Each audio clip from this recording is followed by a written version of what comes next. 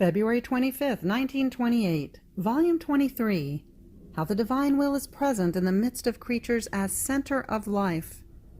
How the heartbeat is the king of one's nature, and the thought is the king of one's soul.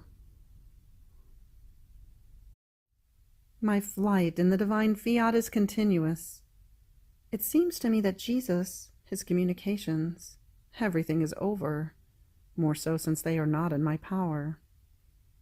If good Jesus does not deign to tell me anything else, I remain always the little ignorant one, because without him I cannot go forward, nor am I capable to either conceive or say even one vowel or one consonant more.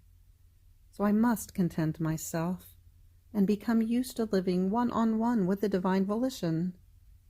In fact, it never leaves me. Even more, I feel it is incapable of leaving me, because I find it in me, outside of me, in each one of my acts, with the immensity of its light, lending itself to give life to my act. There is not one point in which I do not find it. Even more, there is no point or space, either in heaven or on earth, in which its life, its light, does not have primacy in the act of giving itself to creatures. So I find myself with the divine will that cannot leave me, and I cannot separate from it either. We are inseparable. It does not make the little escapes that Jesus makes from me. On the contrary, if I do not take it as prime act of my acts, it remains sorrowful, and it laments, for its act, its light, its life has not had primacy in my act. Oh, divine will, how adorable, lovable, and insuperable you are. The more I go on, the more I comprehend you and love you.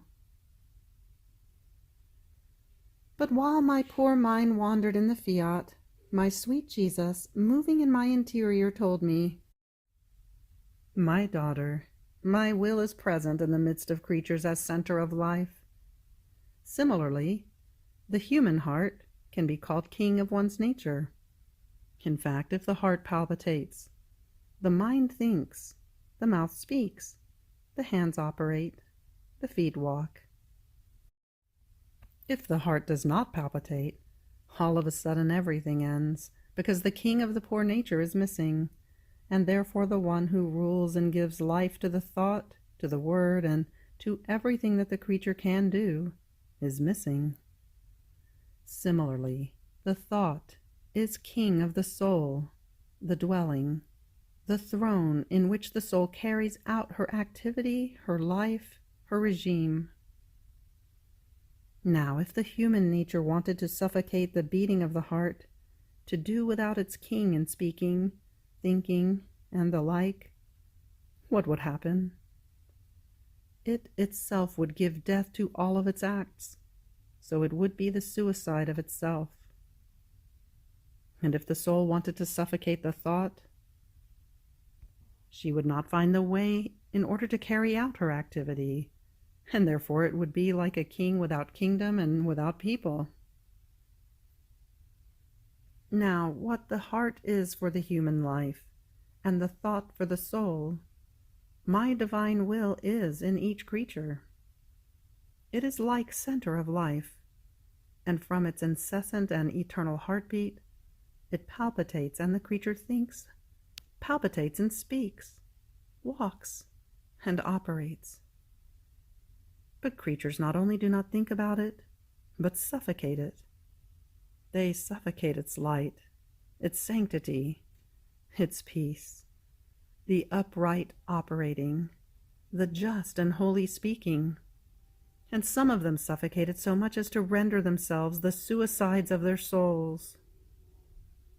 And my will in the low world is like a king without kingdom and without people, and creatures live as if they had no king, no divine life, no regime, because the king of their heartbeat, for their nature, and the king of their thought, for their souls, is missing.